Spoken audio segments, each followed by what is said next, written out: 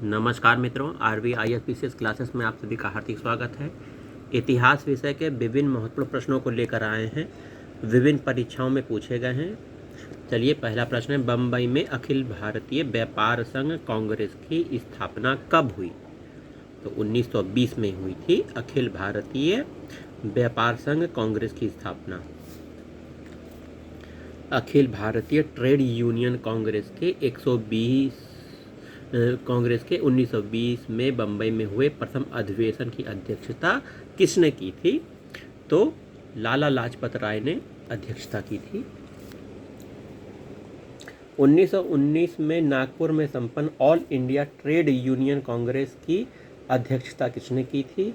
जवाहरलाल नेहरू ने की थी। All India trade union Congress की अध्यक्षता नागपुर में जो संपन्न हुआ था 1929 का।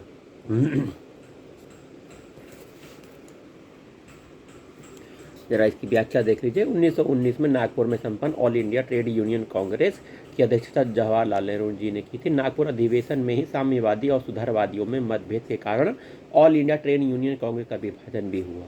इस अधिवेशन में नेहरू रिपोर्ट की आलोचना की गई तथा दक्षिणपंथी इससे अलग हो गए। उन्होंने NM जोशी, VV गिरी के नेतृत्व में इंडियन ट्रेड यूनियन फेडरेशन का गठन किया। आइए, कम्युनिस्ट इंटरनेशनल का सदस्य बनने वाला पहला भारतीय कौन था? तो MN रॉय पहले भारतीय थे। कम्युनिस्ट इंटरनेशनल का सदस्य बनने का पहला भारतीय MN रॉय।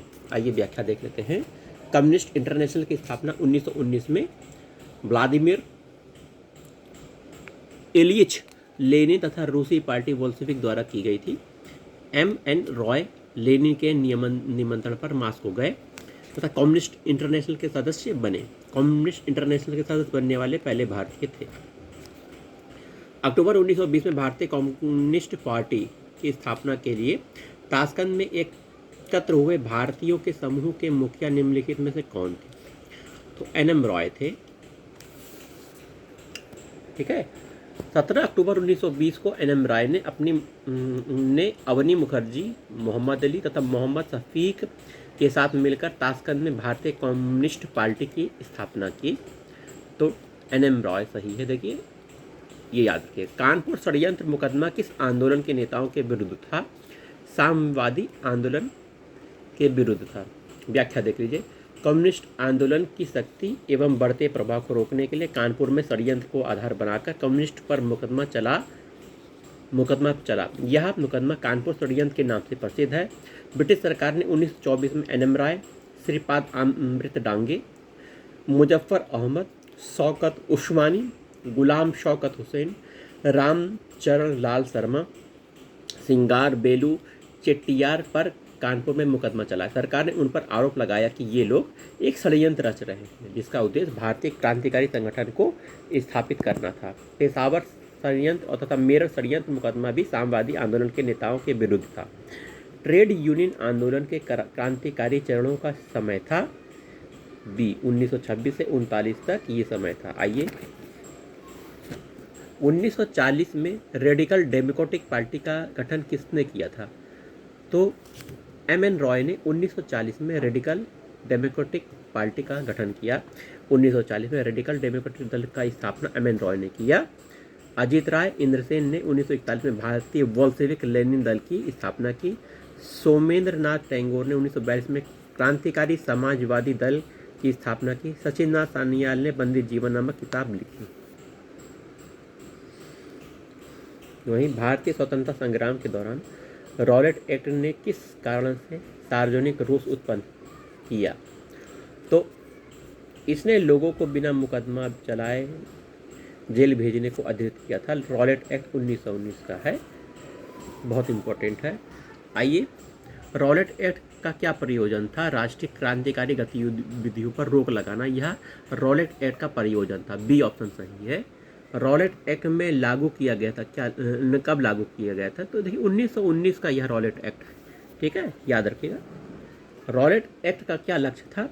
बिना मुकदमा चलाए बंदी बनाना, मुकदमों की सुनवाई संक्षिप्त प्रक्रिया द्वारा करना। जब रॉलेट एक्ट पारित हुआ उस समय भारत का वायसराय कौन था? तो लॉर्ड चेम्सफोर्ड उस समय वायसराय थे जब रॉलेट एक्ट पारित किया गया था। देखिए, चेम्सफोर्ड 1916 से 1921 के मध्य भारत के वायसराय रहे। इन्हीं के कार्यकाल में 1919 में रॉलेट एक्ट पारित हुआ था। चेम्सफोर्ड के कार्यकाल में रॉलेट एक्ट को भारतीय राष्ट्रीय कांग्रेस ने विरोध किया क्योंकि इसका लक्ष्य था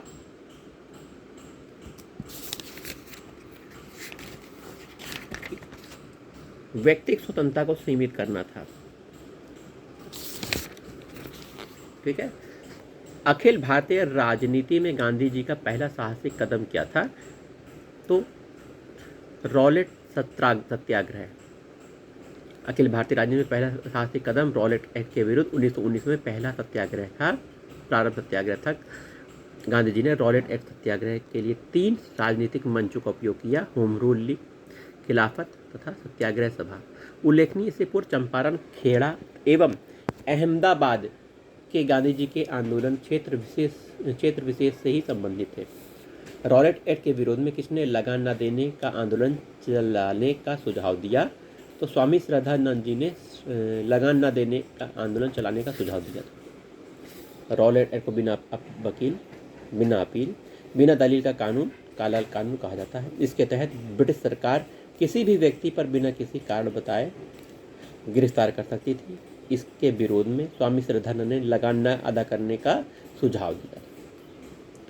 अनारकल एंड रेवोल्यूशनरी क्राइम एक्ट, जिसे रॉलेट एक्ट कहते हैं, को समान बोलचाल में रॉलेट एक्ट कहा जाता है। ठीक है।